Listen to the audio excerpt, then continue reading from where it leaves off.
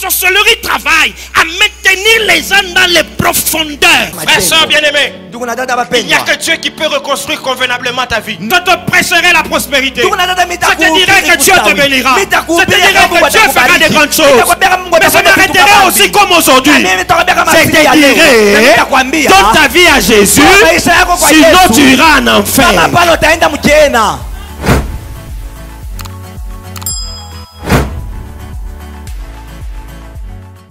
S'il te plaît, tiens-toi debout, on va acclamer le roi. Le roi de rois, le seigneur de seigneurs. J'aime qu'on fasse la honte à nos ennemis. Hein? N'acclame pas comme si tu as peur, n'acclame pas comme si tu as honte, n'acclame pas comme si tu tremblais. Acclame que la sorcellerie qui te combat là ait honte. Acclame que le diable qui travaille contre toi là puisse avoir honte. Je ne t'entends pas. Pousse un peu un beau cri de joie, qu'ils aient honte de ce qu'ils font.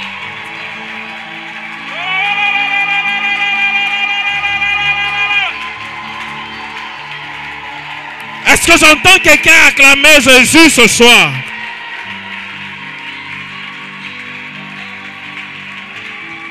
Amen. Reste debout un moment. Nous sommes venus dans ta maison, Seigneur. Pas pour écouter un être humain, mais pour t'écouter toi. Ce peuple et moi-même, Seigneur, sommes venus au torrent. Nous voulons boire. Nous voulons manger. Le monde dans lequel tu nous gardes aujourd'hui, Éternel, est un monde qui dévore ses habitants. Est un monde qui détruit ses prophètes. Est un monde qui combat la justice. Mais nous avons besoin de manger et de boire afin de résister, afin de changer notre environnement, afin de faire face à toute cette injustice et proclamer le royaume des cieux. Pour cela, nous avons besoin de manger et de boire. Et cet homme et cette femme et moi-même, nous avons soif et faim de toi. Abreuve-nous et nourris-nous. Et que ce soir, la gloire, oui Père, toute la gloire puisse revenir à ton nom seul, Jésus. Honte à nos ennemis. Honte à la sorcellerie. Honte à la magie et à l'occultisme. Honte aux ténèbres. Nous glorifions le nom de Jésus et nous glorifions la lumière. Merci Père. Au nom suprême et glorieux du Seigneur Jésus-Christ, je m'abandonne entre tes mains comme un simple instrument. Qui suis-je, Père? Il y a meilleur que moi. Mais entre tes mains, je voudrais m'abandonner. Cet homme a besoin de vivre quelque chose de nouveau. Cette femme a besoin de vivre quelque chose de nouveau. Tu as dit à ton serviteur, c'est le temps. Oui, Père. C'est le temps où ce qui doit s'ouvrir, doit s'ouvrir. C'est le temps où le chemin qui avait disparu doit être vu. C'est le temps où Dieu, où on ne voyait pas les portes, on commence à les voir. C'est le temps où, Seigneur éternel, les portes qui étaient fermées commencent à s'ouvrir. C'est le temps où Dieu, les rencontres qu'on ne pouvait pas faire hier, on commence à le faire. C'est le temps où, Seigneur, les opportunités qui nous échappaient hier, aujourd'hui nous les saisissons. C'est le temps où, Seigneur éternel, le malade d'hier est guéri aujourd'hui. C'est le temps où, oh Dieu, l'aveugle d'hier commence à voir. C'est le temps. C'est le temps. C'est le temps où hier, celui qui tremblait ne tremble plus. C'est le temps où hier, celui qui était dominé n'est plus dominé, mais celui qui commence à dominer. Je suis venu parler à quelqu'un. Hier dominé. Aujourd'hui, c'est toi qui domines. Hier englouti. Aujourd'hui, c'est toi qui avare. Rinde brosika yamarendo soprogashikes. Ibro sopro inamasondo.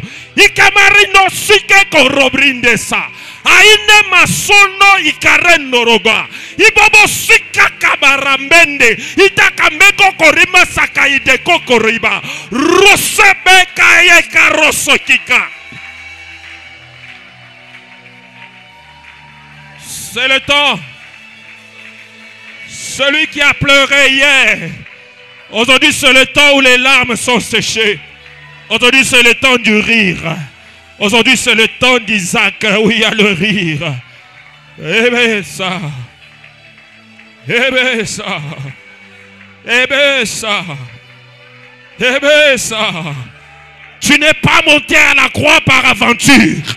Si tu es monté à la croix, Seigneur, il doit y avoir un avant et puis il doit y avoir un après. Tu n'es pas monté à la croix pour jouer. Tu n'es pas monté à la croix pour amuser la galerie. Rekotima samandoroga. Ike kakarundo sopi ke demando. Ike resoku korima soke mandoroga nakira. Yaba sondara ba shike marone ke keraba soka. Amenerebebe side kaya maragos.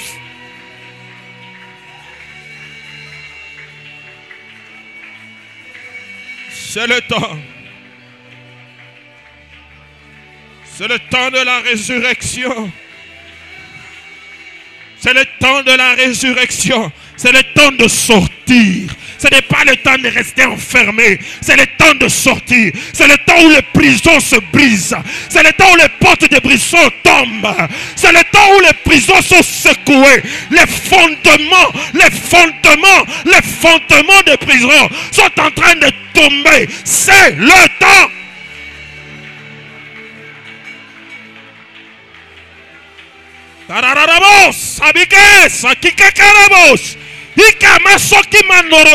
C'est le temps où la lumière est en train de récupérer sa place. C'est le temps où la lumière est en train de régner. Les ténèbres ont régné, mais le temps du règne des ténèbres est terminé. C'est le temps où la lumière vient remplacer les ténèbres, vient chasser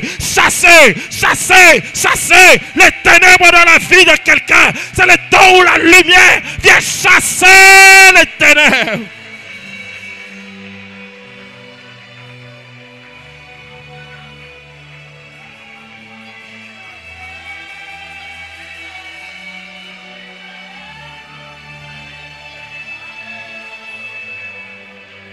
Zabroya mausuke là-bas.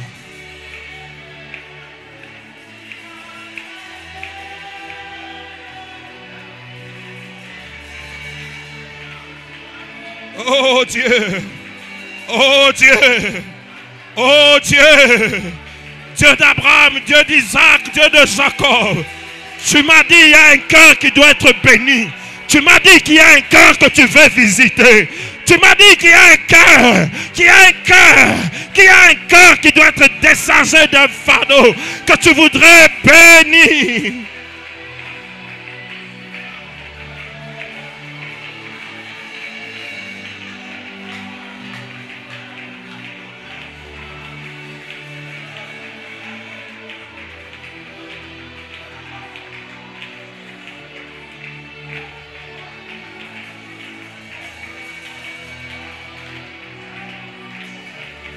Labrodibo sakika manorobos. Ikeke maruto sika yamakaramanos. Blokikera soki keramano. Arete siko robo sika. Mendregoto soke. Arita karababa shende. Ruto sika yamanorogo. Itekikoro tuto rimbre kasaka. Itekaro simbegerege. Ruto saki kareko rominerega. Ikerebo simbrogo taike. Aratake kakaramendorogo. Ikekerebe soki nema. Arite karabashinde. Ruto soki karababa. Roto rebebebebe shinde. Ikekaraseka mano. Ruto seka yikaraba soke. Ikemenereberebe. Ruto sondi karaba. Rekareko rosikere merika.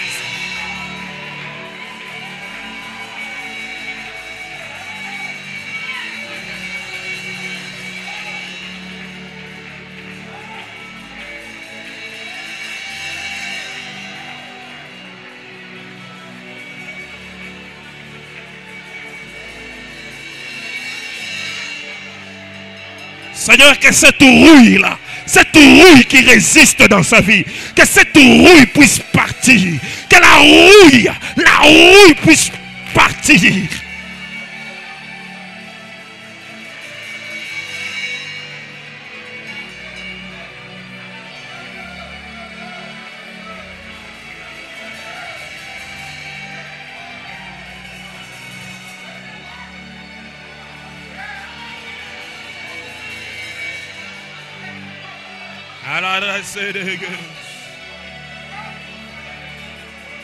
Nous te célébrons, nous t'adorons. Te bénissons, nous te disons merci pour le feu que tu allumes dans nos cœurs, pour le feu que tu allumes dans nos vies, pour le feu que tu allumes dans notre âme. Ce feu, personne ne peut l'éteindre, il n'y a que toi qui l'allume, il n'y a que toi qui le garde. Béni sois-tu pour le feu que tu allumes dans le cœur de quelqu'un ce soir. Ah! Béni sois-tu pour le feu que tu allumes dans le cœur de quelqu'un, le feu que tu allumes dans l'âme de quelqu'un. Béni sois-tu pour ce feu.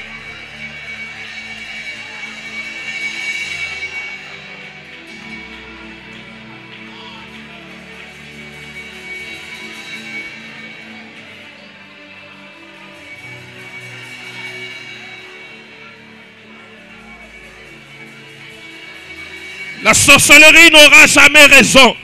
La magie, l'occultisme n'aura jamais raison. Le diable n'aura jamais raison. Le diable est un menteur. Il est un menteur.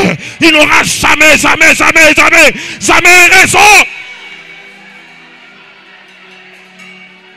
Le monde n'aura jamais raison. Jamais raison, jamais.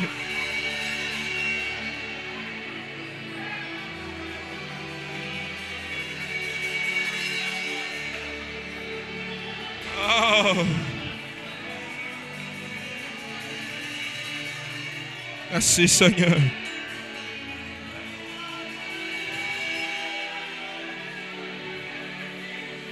Merci Seigneur.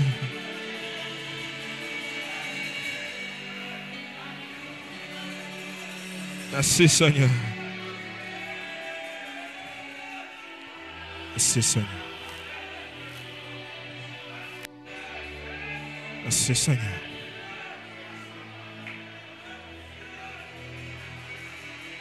Merci Seigneur.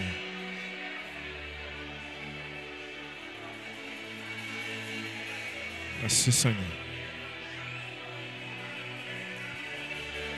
Merci Saint-Esprit, merci Jésus.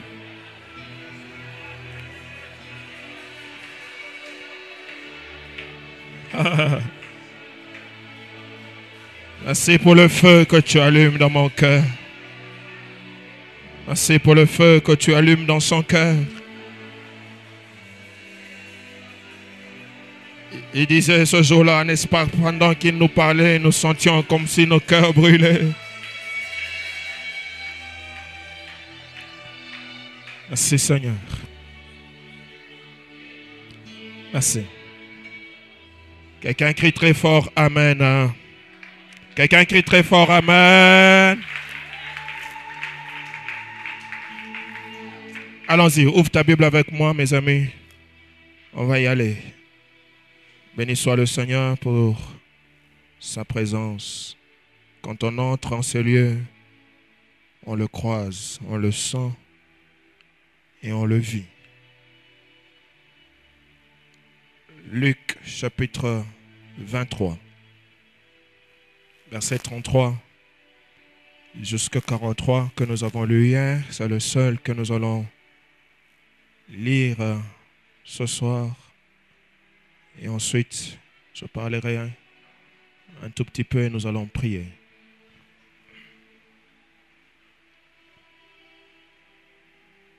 Lorsqu'ils furent arrivés au lieu appelé Crâne, ils le crucifièrent là ainsi que les deux malfaiteurs, l'un à droite, l'autre à gauche. Jésus dit, Père, pardonne-leur car ils ne savent ce qu'ils font. Ils se partagèrent ses vêtements en tirant au sort. Tu remarques ici que c'est malgré qu'il a demandé pardon pour eux, et ils ont continué à faire ce qu'ils étaient en train de faire. Ils se partagèrent ses vêtements en tirant au sort. Le peuple se tenait là et regardait. Les magistrats se moquaient de Jésus, disant, il a sauvé les autres, qu'il se sauve lui-même, s'il est le Christ, l'élu de Dieu. Les soldats aussi se moquaient de lui, s'approchant et lui présentant du vinaigre. Il disait, si tu es le roi des Juifs, sauve-toi toi-même. Il y avait au-dessus de lui cette inscription, celui-ci est le roi des Juifs. L'un des malfaiteurs crucifiés l'injuriait,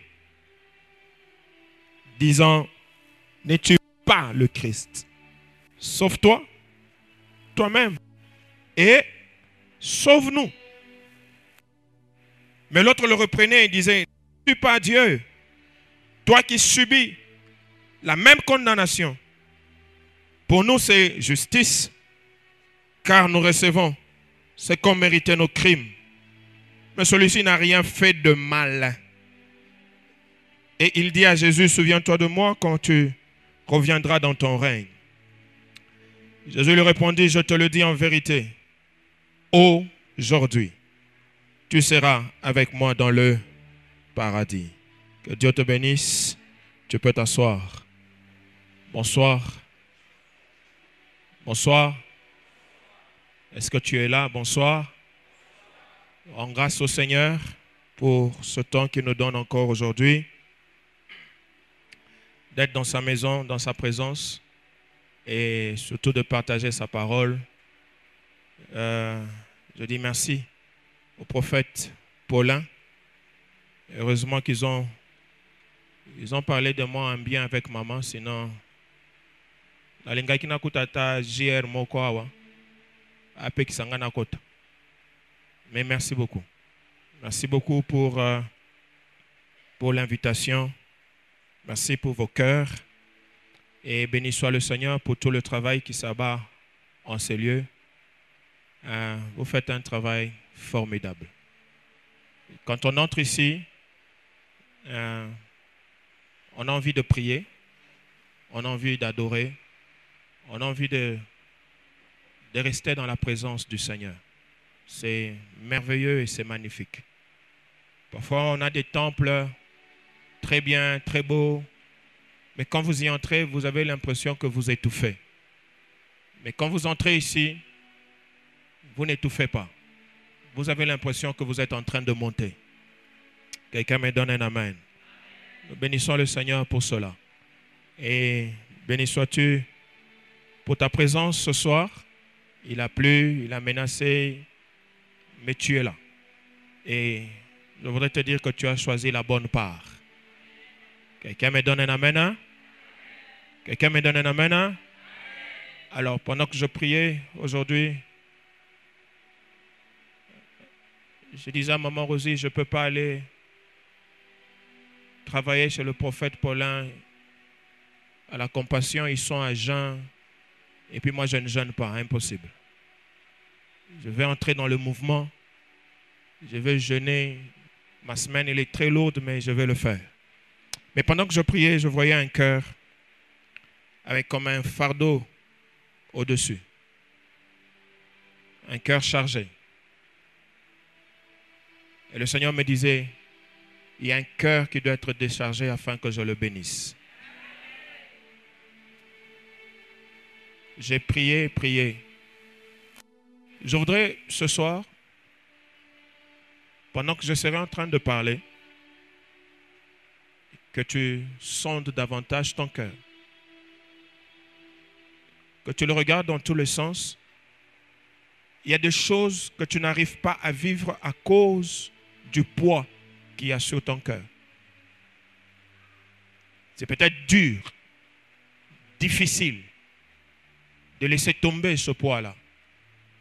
Mais c'est ce poids-là qui t'empêche de vivre de grandes choses, de vivre des miracles, de vivre la puissance avec le Seigneur. Ça ne te servira à rien de garder le poids sur toi parce que ça t'empêche d'avancer. Alors ce soir, pendant que je serai en train de parler, prends la résolution de décharger.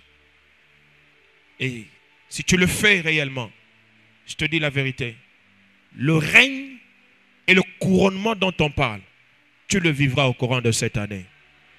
Quelqu'un dit Amen. Quelqu'un dit Amen, hein? Notre Dieu n'est pas dans les slogans. Quand il dit des choses, il les réalise. Mais il veut que toi, tu fasses aussi un pas pour que tu vives ce qu'il a promis. Nous avons longtemps parlé du cœur. Je vais revenir de temps en temps. Et nous allons encore prier dessus ce soir. Parce que pour moi, je me suis rendu compte que la vie, la marche avec Dieu, la marche chrétienne, ce n'est pas cette vie-là à l'extérieur, c'est la vie à l'intérieur. C'est d'abord la vie de l'intérieur qui a plus de valeur que la vie de l'extérieur. Si la vie de l'intérieur n'est pas prospère, alors la vie de l'extérieur ne sera pas non plus prospère. Seulement au 21e siècle, on a renversé les valeurs. Au 21e siècle, on se bat pour que la vie de l'extérieur soit glorieuse, mais que la vie de l'intérieur soit minable. Et c'est ainsi que quelqu'un peut être glorieux un moment, et puis à un moment donné, il a fané, il a disparu. Pourquoi? Parce qu'il a beaucoup travaillé sur l'extérieur que travaillé sur l'intérieur. Vous allez entendre un nom, quelqu'un monte, il monte, il monte. On parle de lui partout. Mais à un certain moment, il fane, il disparaît, il disparaît, il disparaît. Le problème, c'est lequel? Il a beaucoup plus travaillé sur l'extérieur. Il a enrichi l'extérieur. Mais son intérieur est minable. Frère, sœur, je te supplie, travaille beaucoup sur l'intérieur. Que ton intérieur soit glorieux. Et si ton intérieur est glorieux, ton extérieur sera glorieux et sera glorieux pour longtemps. Quelqu'un me donne un amen, hein? Ça va servir à quoi d'avoir une gloire pour 2 ans? Ça va servir à quoi d'avoir une gloire pour 10 ans? Et de mourir de manière minable, catastrophique? Donc, pensons beaucoup à l'intérieur. Et le pardon, la puissance du pardon dont nous parlons, ce n'est pas l'extérieur. La puissance du pardon nous ramène à l'intérieur de nous. Le pardon nous ramène à l'intérieur de nos vies. Le pardon nous ramène dans notre vie profonde et cachée. Le pardon nous ramène là où les yeux des humains ne peuvent pas arriver. Le pardon nous ramène là où les oreilles des humains ne peuvent pas entendre. L'intérieur.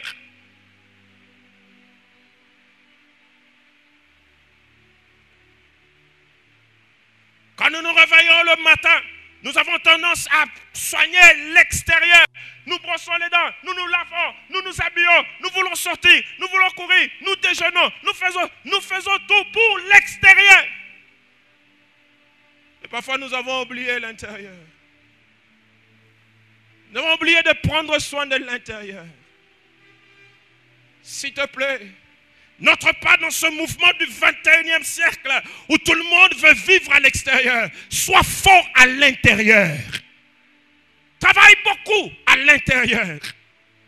Et si tu travailles beaucoup à l'intérieur, si tu as des résultats à l'intérieur, je veux que tu saches, l'extérieur ne sera qu'influencé par tes bons résultats de l'intérieur.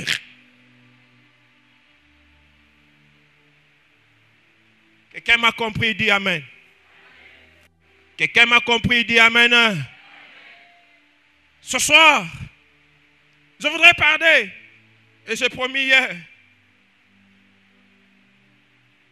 toujours dans la puissance du pardon.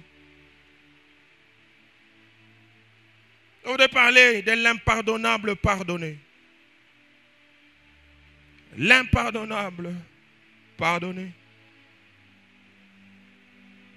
Quand nous lisons ces récits, il est tellement glorieux, tellement riche, que je me suis arrêté un moment pour regarder chaque personnage. Ce jour-là, 3 personnes sont sur 3 croix différentes.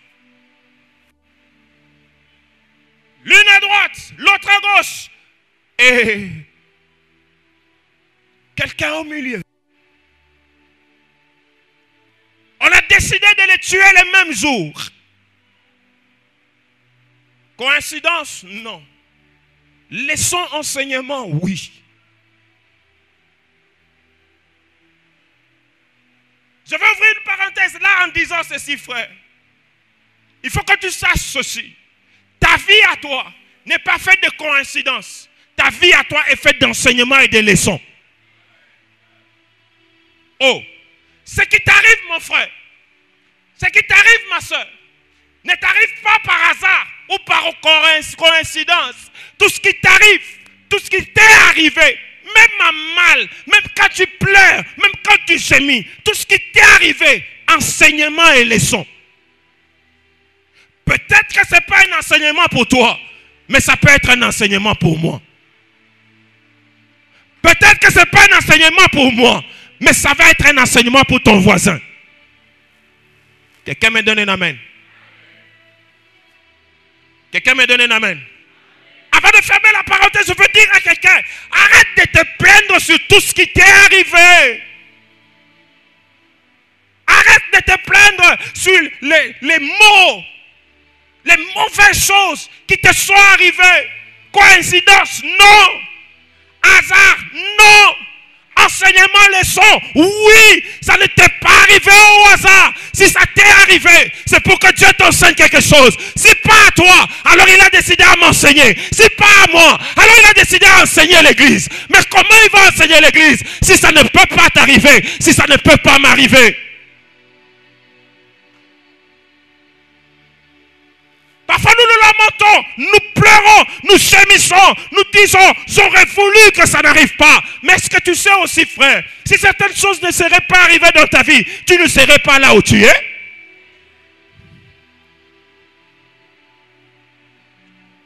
Je voudrais fermer rapidement et continuer. Ces 3 personnages sont ensemble, non par coïncidence, mais Dieu voudrait nous enseigner encore quelque chose. Allons-y par personnage. Le tout premier personnage, c'est le premier malfaiteur. Le premier malfaiteur. La Bible dit, il a regardé Jésus. Il a commencé à l'injurier. Il a commencé à parler. Mais sur lui, j'ai retenu 4 petites choses. La première des choses, ce personnage, ce malfaiteur, n'accepte pas ce qui lui est arrivé. Il n'accepte pas. Il est condamné, il est sur la croix, mais il n'accepte pas ce qui lui est arrivé. Il n'est pas d'accord avec sa condamnation. Quand on crucifiait quelqu'un chez les Romains, c'était la peine capitale. Il pouvait rester sur la croix 1 jour, 2, 3, plusieurs jours. Il pouvait rester sur la croix quelques heures et puis il meurt. En fait, on est tué par asphyxie. Il perd le sang. Les bras sont tendus. Il n'arrive pas à respirer. Et il meurt petit à petit dans une douleur atroce. Et ce gars reste sur la croix. Je suis sûr qu'il est passé par un jugement. Ensuite, il a eu une condamnation. Mais il n'accepte pas. Il n'est pas d'accord avec la sentence. Il est là, le cœur plein de rage. Il n'est pas d'accord avec cette situation. Il est sur la croix. Mais c'est un malfaiteur. Il a fait du mal. Sûrement qu'il a tué. Sûrement qu'il a volé. Sûrement qu'il a escroqué. Sûrement qu'il a fait tellement de dégâts. Mais malgré tout ce qu'il a fait, on a réussi à mettre la main sur lui. On l'a condamné justement. Il est sur la croix. Il ne l'accepte pas.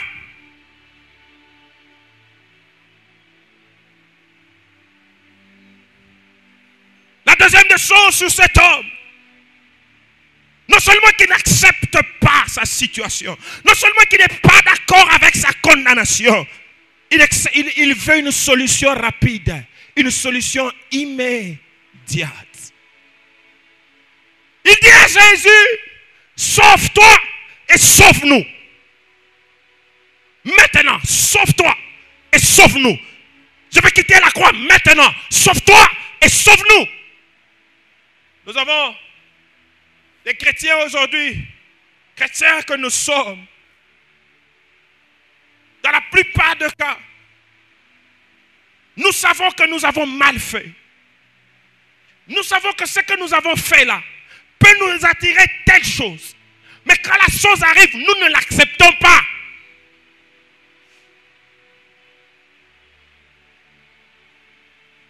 Quand la chose arrive, nous sommes aigris, nous ne l'acceptons pas, nous ne voulons pas que ça arrive, nous voulons sortir de là immédiatement. Parce que quand on te dit, le salaire du péché c'est la mort, et que toi tu penses que nous disons des choses pour te faire peur, et quand tu tombes dans le péché, et que cette mort vient frapper à ta maison, tu n'acceptes pas, tu veux que Dieu agisse immédiatement.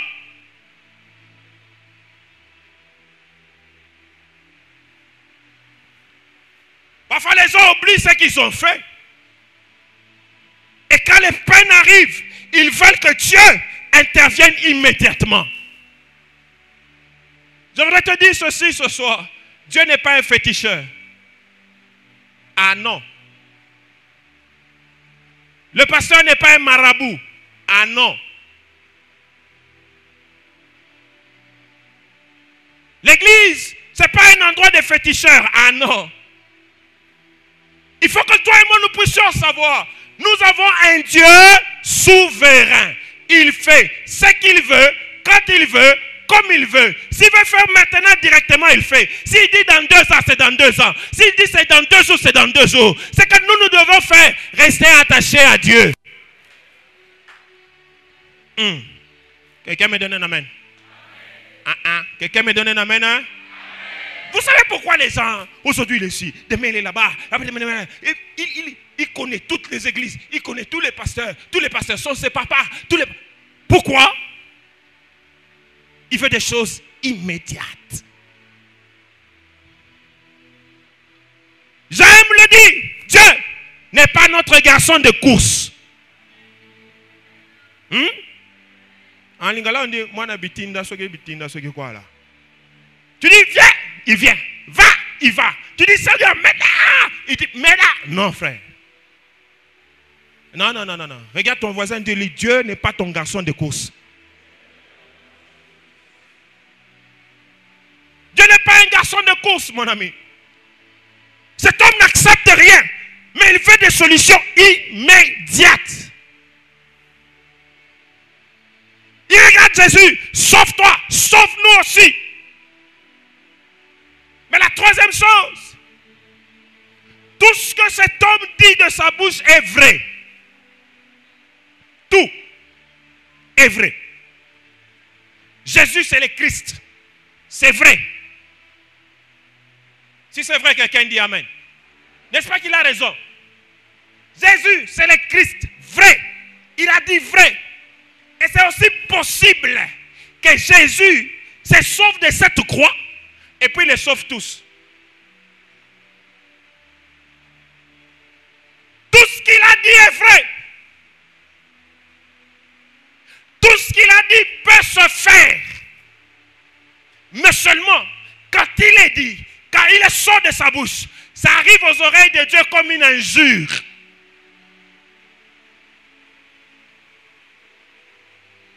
Ça arrive aux oreilles de Jésus comme une injure. Pourquoi?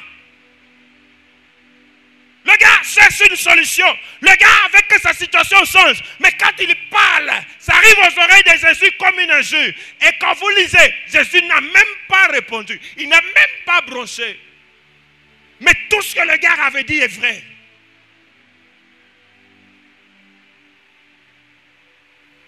Ce n'est pas parce que tout ce que j'ai dit est vrai que le ciel a approuvé. Ah non. n'est pas parce que tout ce que tu dis dans la prière est vrai que le ciel a approuvé. Ah non. Ah non. Ce n'est pas parce que tout ce qui sort de la bouche est vrai que le ciel a acclamé, que le ciel est d'accord. Ah non. Le problème avec le ciel, c'était quoi? Le problème avec le ciel, c'était le cœur du gars qui n'acceptait rien et qui voulait tout à l'immédiat.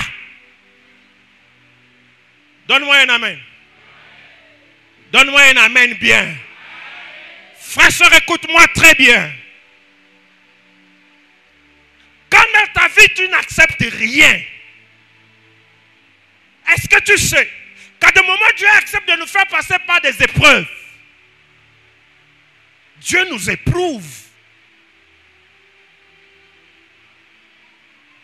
Tu as prié, tu as cherché, mais il t'éprouve.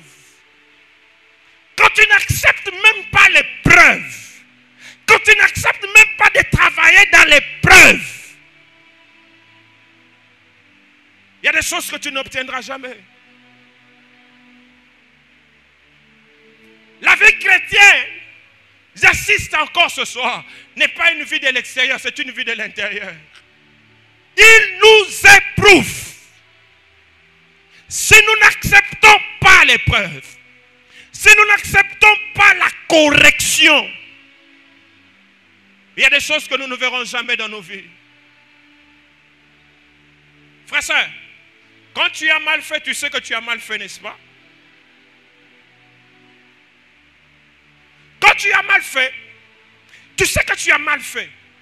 Tu n'as pas besoin que quelqu'un d'autre vienne te dire que tu as mal fait. Parce que ta propre conscience te dit que tu as mal fait. Mais seulement avec notre vie de l'extérieur, quand j'ai mal fait, je fais un effort pour ne pas montrer que j'ai mal fait. Je sais que j'ai mal fait. Je sais que ce que j'ai fait là, je vais vivre des conséquences. Mais je ne vais pas l'accepter. Je vais faire tout comme si ce n'était pas ça.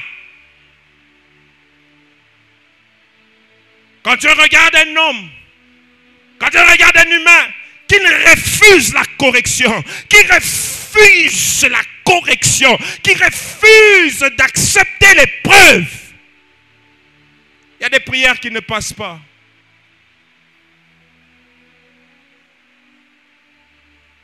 C'est comme ça que nous courons à gauche et à droite, aller chercher qu'on nous impose les mains, aller chercher ceci, aller chercher cela. Mais Dieu sait que tu n'acceptes rien.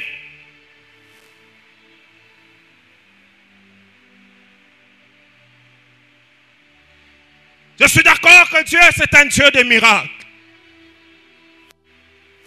Vous trouvez une jeune fille, avant qu'elle ne se marie, elle a avorté 14 fois.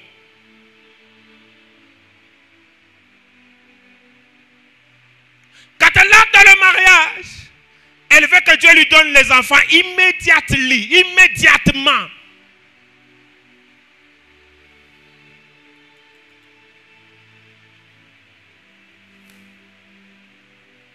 Elle va prier, elle est dans les montagnes. Quand la grossesse entre, elle sort.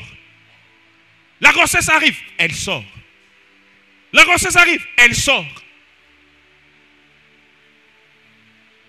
Elle va prier, crier, traiter les hommes de Dieu de tout. Mais elle sait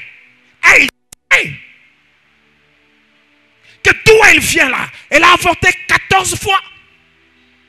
Elle a détruit sa matrice. Et elle veut que Dieu agisse immédiatement.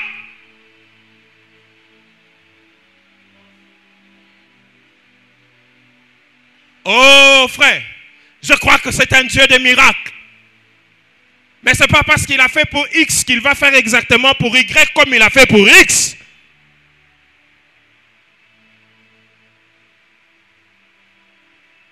Tout ce qu'il a dit est vrai. Mais ça ne peut pas arriver. Parce que ça a un caractère injurieux devant Jésus. Et Jésus n'a même pas bougé. Jésus n'a même pas répondu.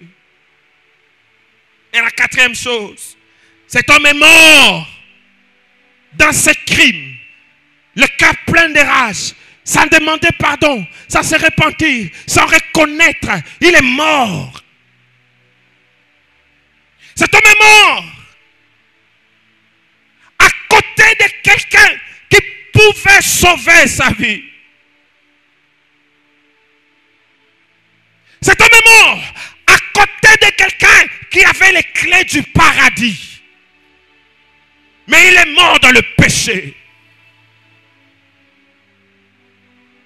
Il n'a pas demandé pardon. Il était tourné sur lui-même, en train de se plaindre, enragé sur sa situation.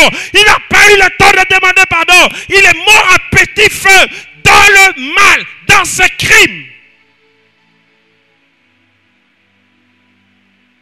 Enfin, nous venons à l'église, nous prions. Mais nous savons ce qui ne va pas. Nous savons le mal qu'il y a. Nous connaissons ce qui se passe. Il y en a quand ils viennent à l'église. Il dit, mon pasteur c'est un prophète. Que le Seigneur lui montre.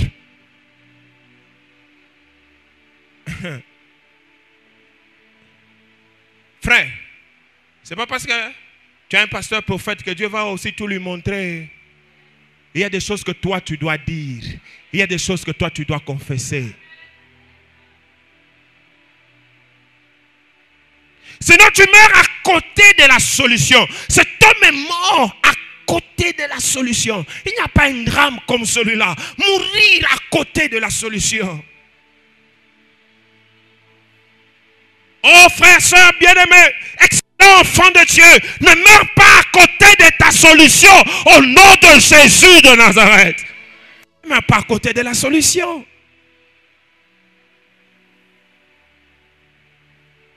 Il a tout perdu, et la vie terrestre et la vie éternelle. Il a tout perdu. Mais il était où? À côté de la solution.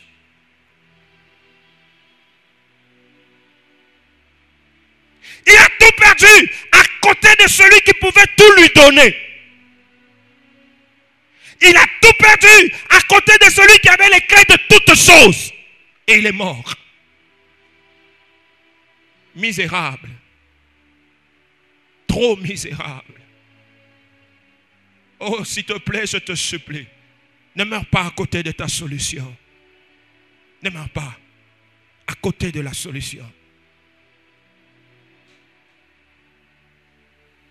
Je ne voudrais pas être comme cet homme, mais lamentant, pleurnissant sur mon sang. C'est ça des solutions immédiates, pendant que je sais ce qu'il y a. Je ne voudrais pas être comme cet homme, mourir à côté de ma solution, mourir à côté de ma porte, mourir à côté de ma sortie. Non.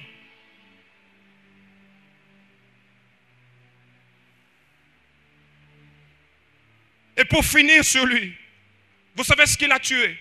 Ce qu'il a fait vraiment tuer, c'est parce qu'il a entendu d'autres personnes parler. Avant que lui ne tienne ses langages à Jésus, il a entendu ces langages dans les bouches des magistrats.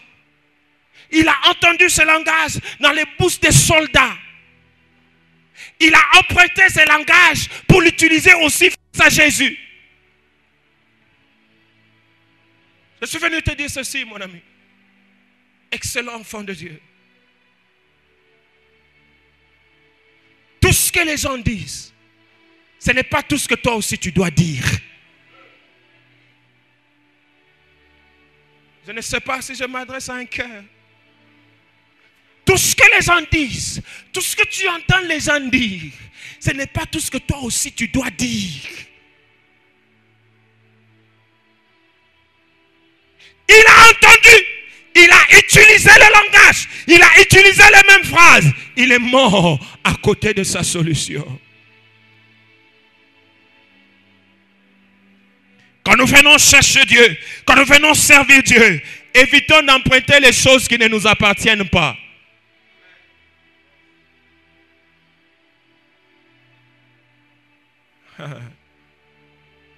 Évitons de prendre des idées qui ne nous appartiennent pas. Tu es à l'église, tu entends une idée, tu entends une phrase, oh, tu l'as fait, oh, yeah. Et puis toi tu prends aussi, tu commences aussi à parler, selon ce que tu as entendu tel frère dire, selon ce... Tout ce que tu entends, là où tu vis, ne le répète pas. Tu ne sais pas d'où ça vient, qui a fabriqué ça et qu'est-ce que ça peut amener dans ta vie. C'est comme ça qu'il y a des femmes, elle est sortie au milieu de ses amis, elle a entendu des choses, elle a pris ces choses-là, elle l'a amené dans sa maison. Et quand elle arrive dans sa maison, elle ne sait pas d'où ça vient, mais elle a pris, elle amène ça chez elle, ça amène la mort.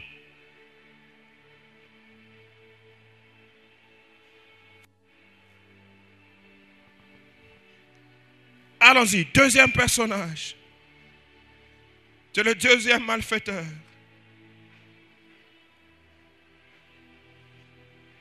Le deuxième malfaiteur. Contrairement au premier, le deuxième malfaiteur reconnaît sa condamnation, reconnaît que sa condamnation est justice.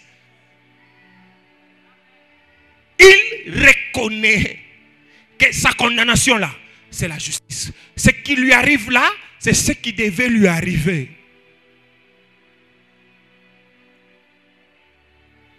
Le deuxième accepte que si je suis à la croix, je l'ai mérité.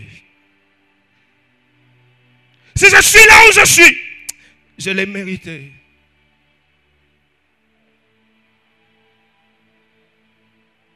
Excellent frère, soeur. Pour aller loin dans tout ce que nous faisons, pour aller loin dans la vie, il faut savoir un moment accepter ses propres erreurs et accepter les conséquences de ces erreurs-là.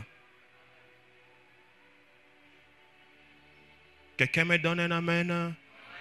Il faut savoir accepter ses erreurs et accepter les conséquences de ses propres erreurs. L'être humain a tendance à jeter les fautes sur l'autre. Si j'ai échoué, c'est à cause de lui. Si ça n'a pas marché, c'est lui. Si ça n'a pas marché, c'est mon père. Si ça n'a pas marché, c'est ma mère. Ok, ton père, ta mère ont fait. Mais toi, qu'est-ce que tu y as fait?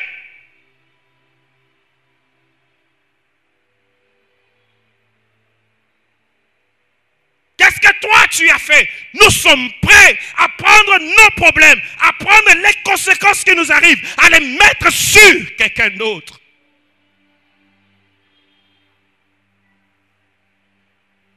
Mais cet homme regarde sa vie, regarde la croix où il est. Il dit, je suis conscient. Ce qui m'arrive ici, hein, c'est justice.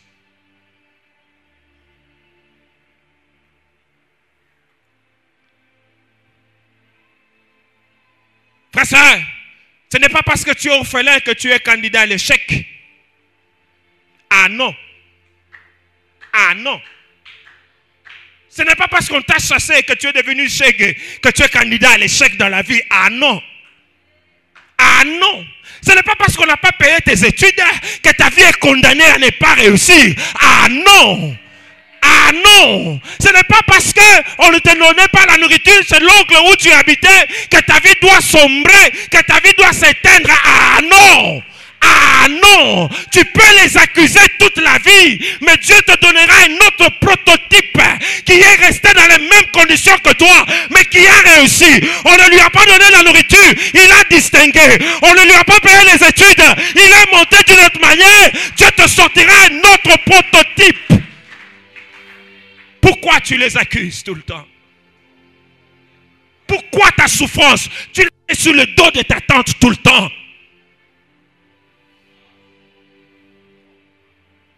Au point où tu ne peux pas pardonner, tu les enfermes dans ton cœur. Tu te dis tout le temps, si je suis ce que je suis, c'est à cause d'eux. Non, ce n'est pas à cause d'eux, c'est à cause de toi-même. C'est à cause de toi-même.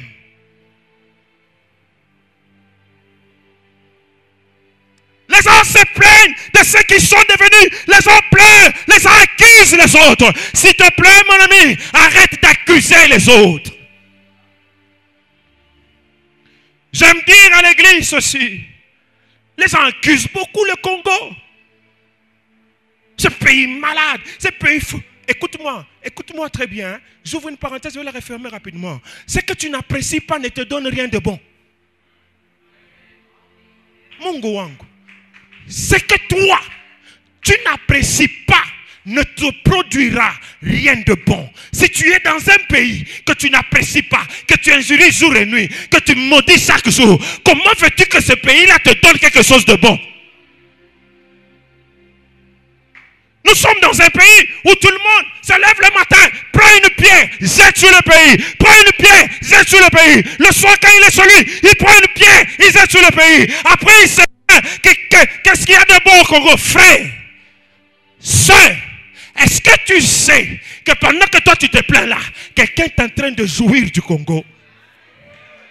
Hey! Il se réveille le matin et dit, waouh, quel pays magnifique, quel pays béni. Pourquoi aller vivre à Londres? Je préfère vivre au Congo parce que c'est un pays génial. Pendant ce temps-là, toi tu as les pierres sur le Congo. Le gouvernement, le président, le gouverneur. Quand tu fais ce que tu fais là, le Congo ne te produira rien de bon. Mais si tu bénis ce Congo, si tu aimes le Congo, si tu te réveilles le matin, tu dis, oh Seigneur, alléluia, béni sois-tu pour le pays que tu m'as donné. Je suis heureux d'être congolais, je suis heureux de vivre dans ce pays. Il y a des choses que je n'ai pas, mais des choses que j'aurai. Frère, sœur, ce pays te produira des choses magnifiques.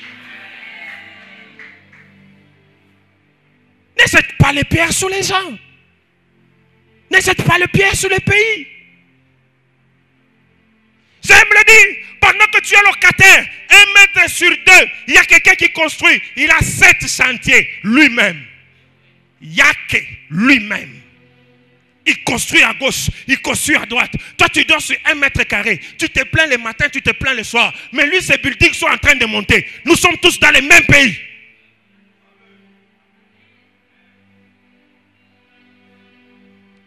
Arrête de condamner les autres. Plus tu condamnes les autres, plus tu n'acceptes pas. Alors tu n'as pas le temps de travailler sur ta vie. Tu as le temps de regarder les autres. Tu as le temps de voir ce que les autres font. Tu as le temps de te lever et de maudire les autres. Oh, je le dis toujours, chaque malédiction qui sortira de ta bouche reviendra sur ta vie.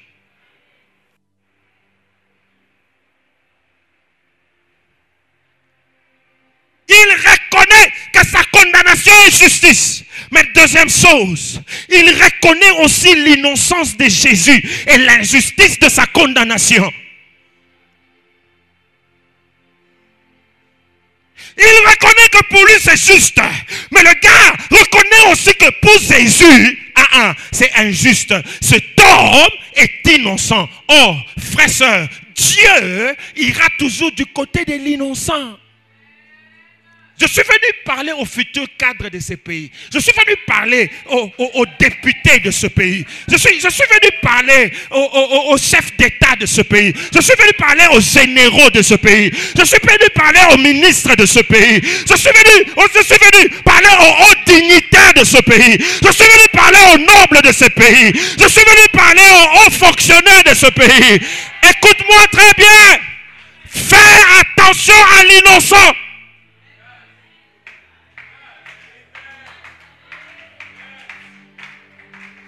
Le Seigneur t'amènera là où il a décidé de t'amener. Mon frère, fais attention à l'innocent.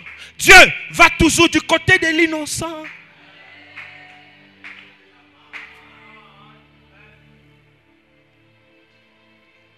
Il n'y a pas un sang. Il n'y a pas un sang qui crie, qui fait bouger le trône comme le sang de l'innocent. Il n'y a pas un sang comme ça. Le sang de l'innocent fait bouger la justice de Dieu.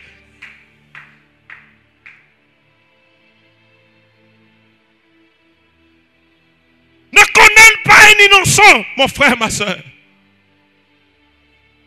Dans ta vie de tous les jours, dans tout ce que tu fais tous les jours, peux-tu reconnaître un innocent? Peux-tu défendre un innocent?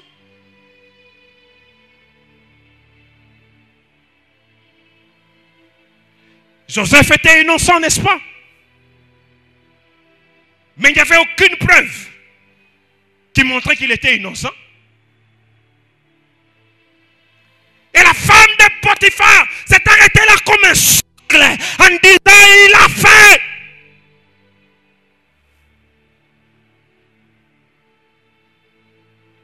Puisque Joseph n'avait pas de preuves, la femme mari.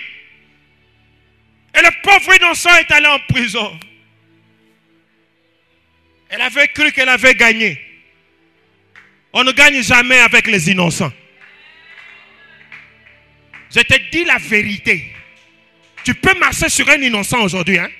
Tu peux croire que tu as gagné. Tu peux croire que tu l'as utilisé pour arriver. On ne gagne jamais, jamais, jamais avec un innocent. Il y a un jour où l'innocent va se réveiller de ses cendres.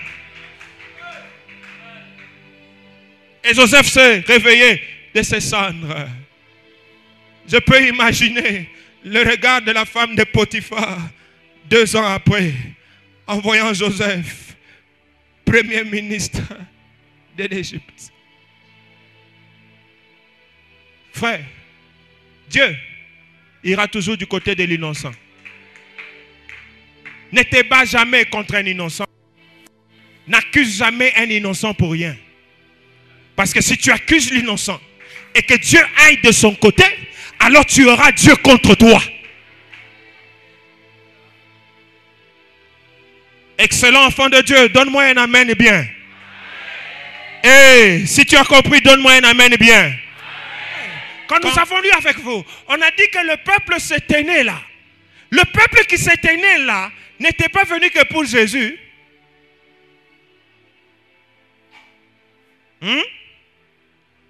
Ils ne sont pas venus que pour Jésus. Le peuple qui s'était né là, il y a aussi le peuple, il y a aussi des gens qui étaient venus pour les 2 malfaiteurs. Pourquoi ils sont venus? Ils sont venus pour voir si réellement justice sera faite. Ce malfaiteur-là a tué peut-être son frère. Ce malfaiteur-là a tué peut-être sa soeur. Ce malfaiteur-là a volé ses vaches et ses chèvres. Ils sont venus pour voir si justice sera faite. Mais pendant qu'ils sont là, pendant qu'ils sont ils sont en train d'assister à la justice humaine, ils ne savaient pas que la justice divine s'était déjà levée en faveur du malfaiteur. Et ils étaient en train de dire, brûle à l'enfer, tu nous as fait du mal, va brûler à l'enfer. Mais Jésus lui disait, tu n'iras pas en enfer, toi et moi au paradis. Et que la justice divine parle en ta faveur au nom de Jésus. Je ne sais pas si tu es là. Je dis à quelqu'un que la justice divine vienne parler en ta faveur au nom de Jésus.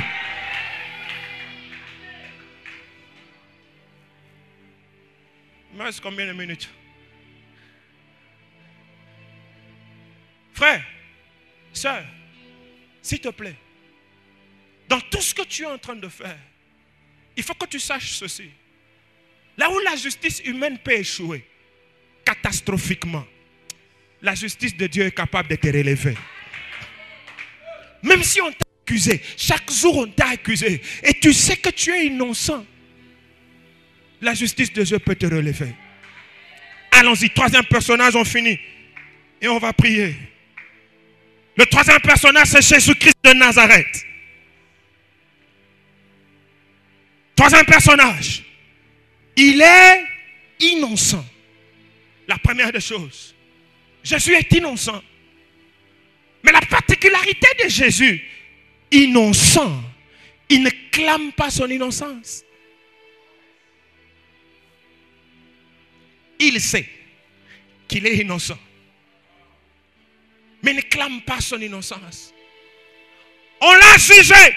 Il a comparé à gauche, il a comparé à droite, on a lu les griefs pour lesquels on le condamnait. Il savait que tout ce qu'on lisait, ce n'est pas ce qu'il a fait. Il n'a pas clamé son innocence, il n'a pas crié son innocence, il était là calme. Pourquoi Jésus était calme? Parce que Jésus savait que la justice humaine ne saura le tirer de là. Il comptait sur la justice de son Père. Mais il était innocent, un innocent calme. Un innocent qui ne parle pas. Un innocent qui ne se bat pas pour son innocence. Est-ce que tu sais, frère? Parfois, quand nous voulons que les gens reconnaissent notre innocence, nous faisons des choses qui nous enfoncent. C'est vrai. Nous faisons des choses qui viennent nous éclabousser davantage. Laisse-moi te dire ceci. Il y a des dossiers dans lesquels tout ce que Dieu te demande, ferme la bouche. Ferme. Ferme seulement la bouche. On a dit ça de moi. Les gens ont dit, derrière, moi. Les moi là vont t'enfoncer. Ferme la bouche. Y a-t-il dans ce monde plus innocent que Jésus? Non.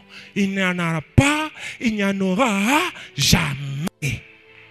Mais ce gars, il est innocent au plus haut degré, mais à bouche fermée. La maturité de quelqu'un, la maturité d'un enfant de Dieu ne se voit pas par les multitudes de paroles. Parfois la maturité d'un enfant de Dieu, la maturité d'un chrétien se voit par sa capacité à se taire. Est-ce que tu te tais? Est-ce que tu peux fermer ta bouche? Nous voulons nous justifier. Nous voulons parler quand les autres parlent. Nous voulons démontrer notre innocence. Jésus, innocent, bouche fermée, il ne parle pas. Alléluia. Il agonise jusqu'à la mort. Il ne peut pas se justifier. Il agonise. Le sang coule. Sa respiration est difficile. Pourquoi? Parce que son diaphragme est tiré. La respiration est difficile. Mais le gars ne parle pas. Il ne se justifie pas. Mais parmi les choses glorieuses qui sortent de sa bouche, c'est la deuxième chose sur son personnage. Il dit à Dieu, il demande pardon à Dieu pour tous ceux qui lui ont fait du mal. La puissance du pardon.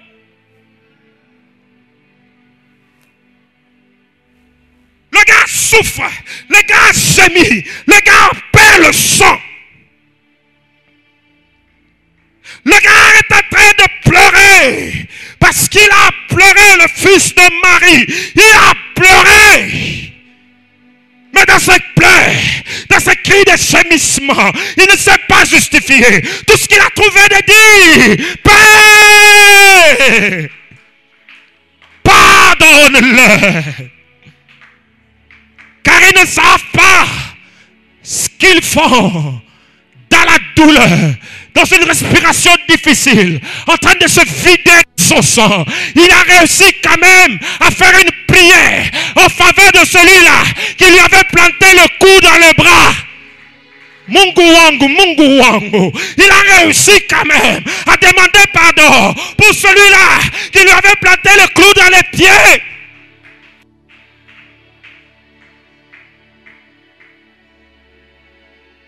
Son sang coulait, il criait, il gémissait, il a demandé de l'eau, on lui a amené le vinaigre.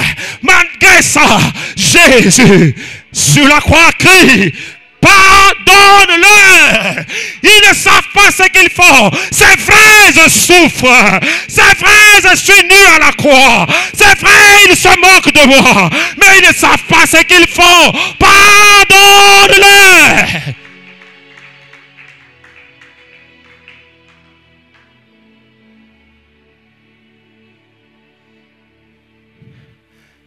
Est-ce que toi et moi, nous sommes capables de faire ça?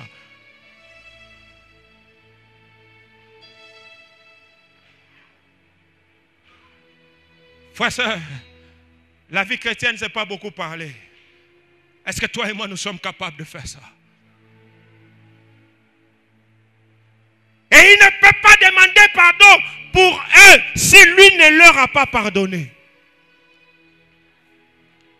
Si lui, Jésus, l'individu, n'a pas encore pardonné, il ne peut pas demander le pardon du Père pour eux. Il doit d'abord lui-même commencer par leur pardonner afin de dire, Père, pardonne-leur parce qu'ils ne savent pas ce qu'ils font. Sinon, son pardon n'a pas de sens.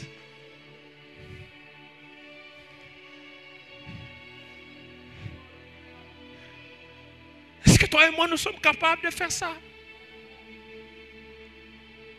Ce qui me touche dans cette phrase, c'est que Jésus dit, ils ne savent pas ce qu'ils font. Papa, maman, excellent enfant de Dieu, Le gars qui prenait le marteau là, qui mettait le clou là, il ne savait pas ce qu'il faisait.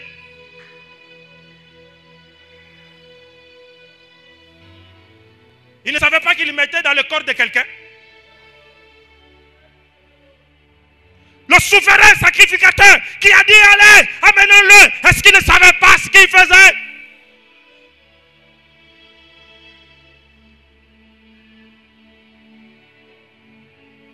Judas qui a fait ce qu'il a fait, est-ce qu'il ne savait pas ce qu'il faisait? Pilate et les autres, quand ils ont fait ce qu'ils ont fait, est-ce qu'ils ne savaient pas ce qu'ils faisaient? Lorsque le peuple s'est levé pour crier, crucifiez-les, donnez-nous Barabbas, crucifiez-les, est-ce que ce peuple ne savait pas ce qu'il faisait?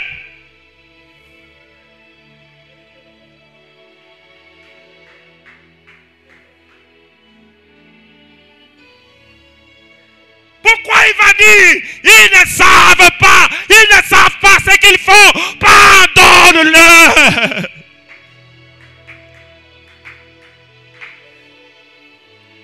Oh Jésus, donne-moi ton cœur, donne-moi le cœur que tu as, Jésus.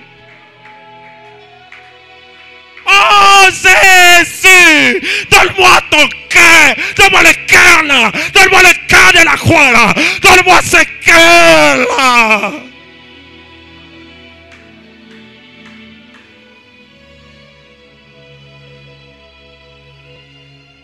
Oh, oh, oh. Jésus a accepté de se tenir devant son Père et derrière lui tous ceux qui lui ont fait du mal. Il a dit Père, papa, apana, pardonne-le. Ils ne savent pas ce qu'ils font. Papa, non, ne fais pas ça. Papa, s'il te plaît, ne fais pas ça. Ils ne savent pas ce qu'ils font. Papa, ne fais pas. Papa, non. Papa, non. Ne fais pas. C'est vrai que je souffre. C'est vrai que j'ai mal. C'est vrai que je suis en train de peiner ici. Mais ne fais rien. Papa, non. Ne fais pas ça.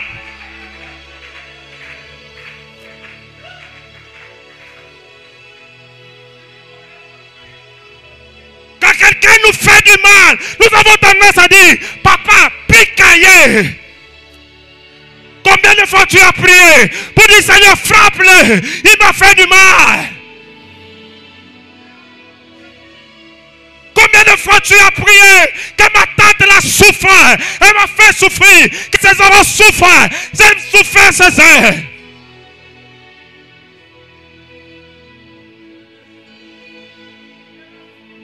Oh, Jésus.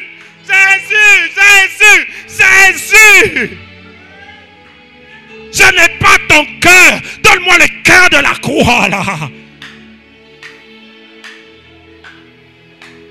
Combien de fois tu as dit qu'il meurt même? Il m'a fait souffrir. Qu'il meurt. Combien de fois tu as prier pour dire, Seigneur, venge-moi, Seigneur, frappe-le, Seigneur, frappe-le, Seigneur, frappe-le.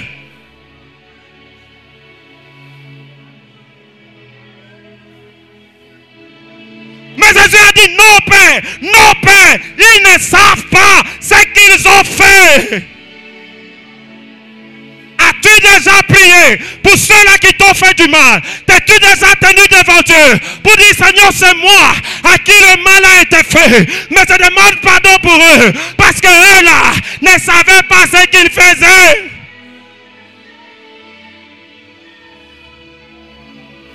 Chaque jour, tu pleures, tu gémis parce que tu te dis, ils savent ce qu'ils faisaient, ils m'ont fait souffrir, ils doivent payer.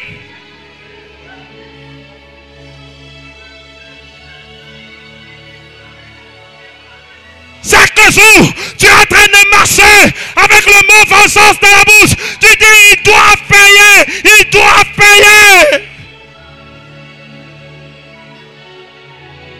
Et le poing est sur ton cœur. Le poing est sur ton cœur. En train de te ronger. En train de te détruire. En train de fermer les portes de bénédiction. Parce que chaque jour, tu demandes à Dieu qu'il paye.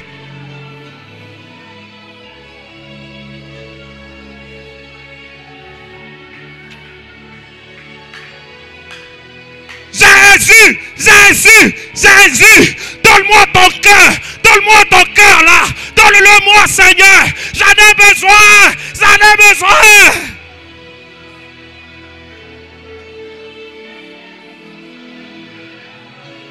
Combien de fois tu maudis ton père?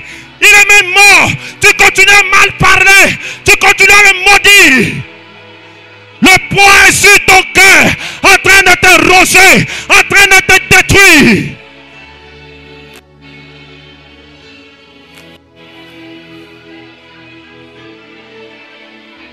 Combien de fois tu maudis ta grande soeur? Tu parles tous les jours qu'elle paie. Lorsque tu apprends qu'elle est malade, tu dis qu'à Koufoua, ta Koufoua.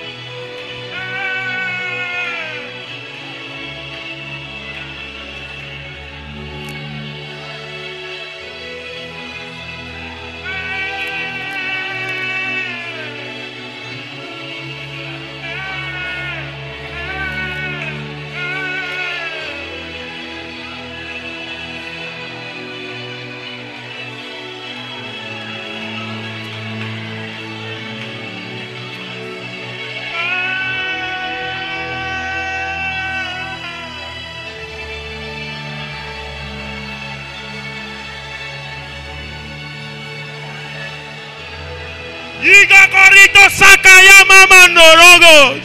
Iba saya que cara